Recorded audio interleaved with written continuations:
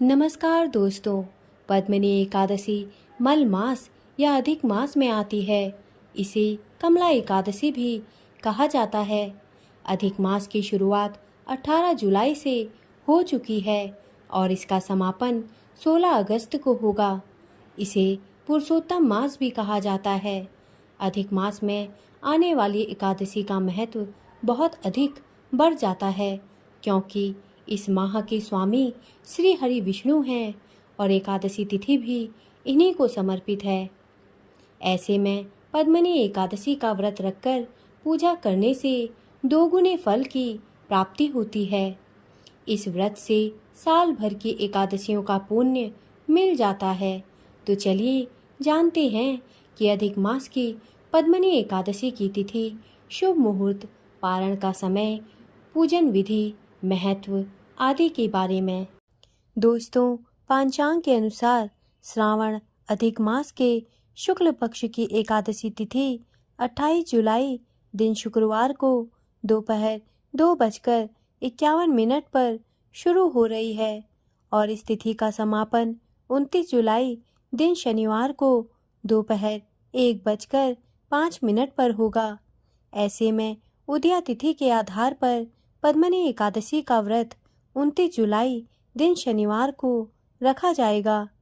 29 जुलाई को पद्मिनी एकादशी के दिन विष्णु पूजा का शुभ मुहूर्त सुबह 7:22 से सुबह 9:04 तक है। यह शुभ उत्तम मुहूर्त है। इसके अलावा दोपहर में पद्मिनी एकादशी व्रत पूजा का शुभ समय 12:27 से शाम 5:33 तक है। दोस्तों, इस साल पद्मिनी एकादशी पर 2 शुभ योग बने हैं। इस दिन ब्रह्म योग प्रातः काल से लेकर सुबह 9:34 तक है। इसके बाद से इंद्र योग प्रारंभ हो जाएगा। ये दोनों ही योग अति शुभ हैं।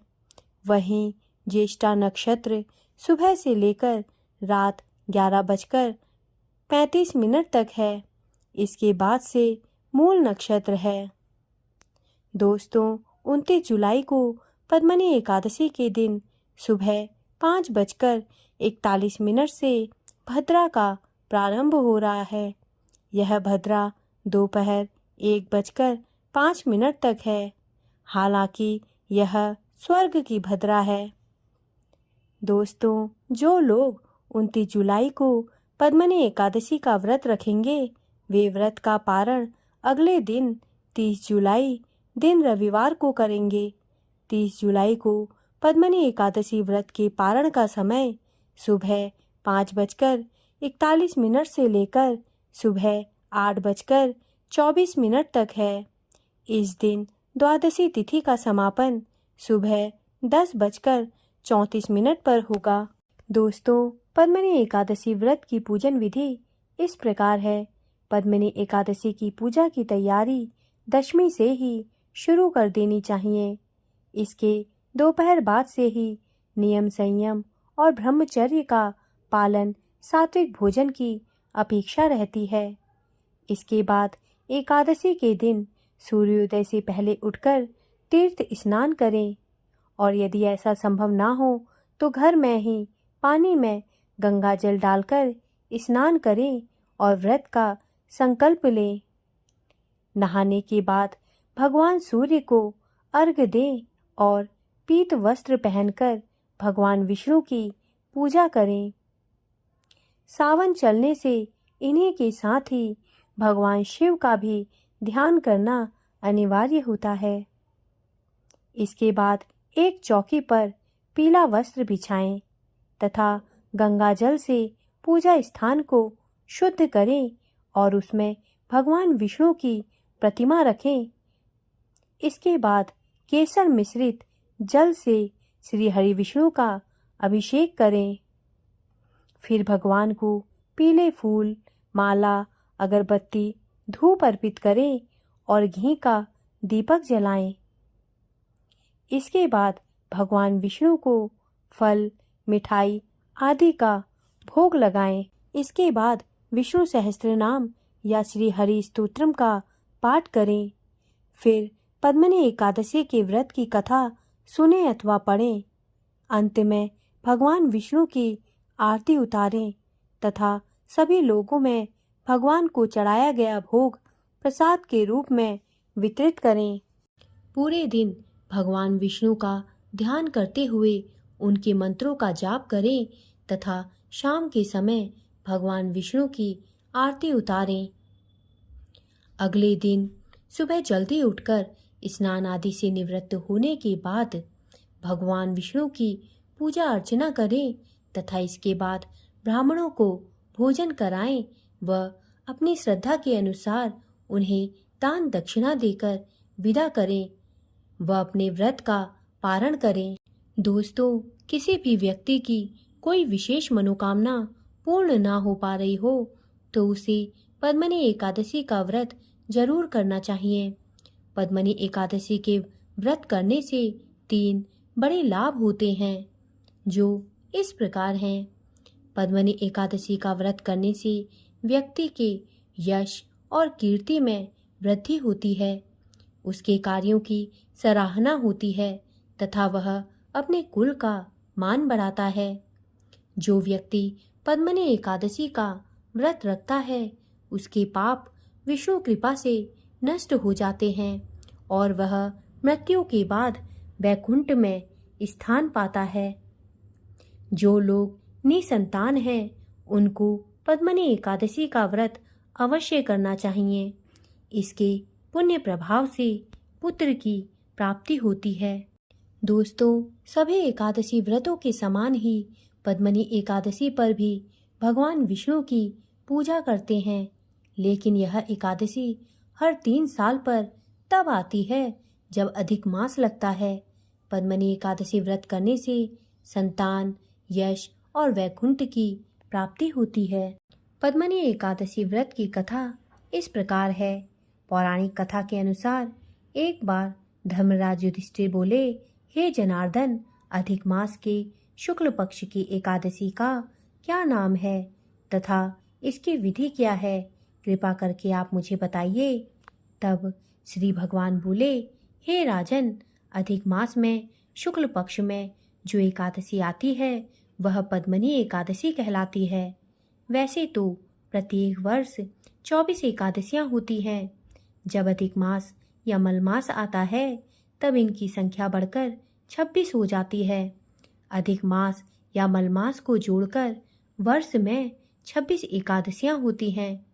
अधिक मास में 2 एकादशियां होती हैं जो पद्मिनी एकादशी शुक्ल पक्ष में आती है और परमा एकादशी जो कृष्ण पक्ष में आती है। ऐसे श्री कृष्ण ने युधिष्ठिर से कहा। भगवान श्री कृष्ण ने अर्जुन को इस व्रत की कथा भी बताई।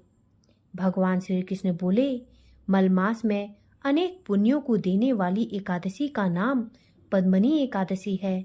इसका व्रत करने पर मनुष्य कीर्ति प्राप्त करके वैकुंठ को जाता है, जो मनुष्यों के लिए भी दुर्लभ होता है।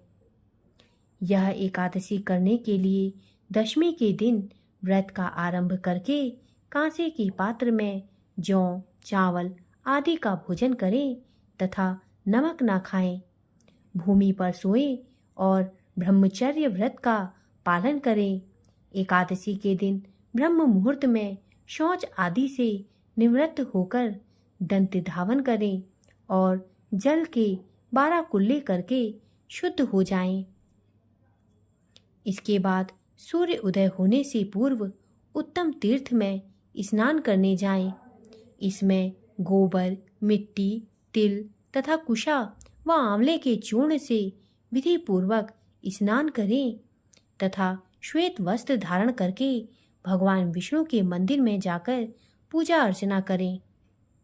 हे मुनिवर, पूर्व काल में त्रेता युग में है नामक राजा की वंश में कृतवीर्य नाम का राजा महिष्मतिपुरी में राज्य करता था। उस राजा की 1000 परम प्रिय स्त्रियां थीं, परंतु उनमें से किसी को भी पुत्र नहीं था जो कि उनके राज्य भर को संभाल सके।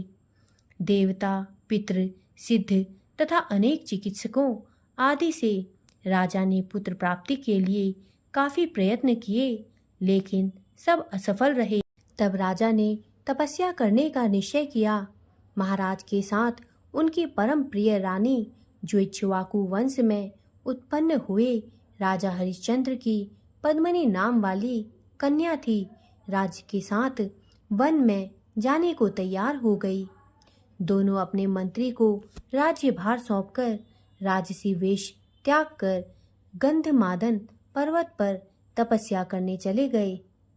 राजा ने उस पर्वत पर 10,000 वर्ष तक तप किया, परंतु फिर भी पुत्र की प्राप्ति नहीं हुई। तब पतिव्रता रानी कमल नयनी पद्मिनी से अनुसुईया ने कहा, 12 मास से अधिक महत्वपूर्ण मल मास होता है, जो 32 मास पश्चात आता है। इसमें द्वादशी युक्त पद्मिनी शुक्ल पक्ष की एकादशी का जागरण समेत व्रत करने से तुम्हारी सारी मनोकामनाएं पूर्ण होंगी। इस व्रत के करने से भगवान तुम पर प्रसन्न होकर तुम्हें शीघ्र ही पुत्र देंगे। रानी पद्मिनी ने पुत्र प्राप्ति की इच्छा से एकादशी का व्रत किया। वह एकादशी को निराहार रहकर रात्रि जागरण करती। इस व्रत से प्रसन्न होकर भगवान विष्णु ने उन्हें पुत्र प्राप्ति का वरदान दिया। इसी के प्रभाव से पद्मिनी के घर कार्तवीर्य उत्पन्न हुए, जो बलवान थे और उनके समान तीनों लोकों में कोई बलवान नहीं था। तीनों लोकों में भगवान के सिवा उनको जीतने का सामर्थ्य किसी में नहीं था। सो हे नारद, जिन मनुष्यों ने मलमास शुक्ल पक्ष एकादशी का व्रत किया है, जो संपूर्ण कथा को पढ़ते या सुनते हैं, वे भी यश के भागी होकर विष्णु लोक को प्राप्त होते हैं।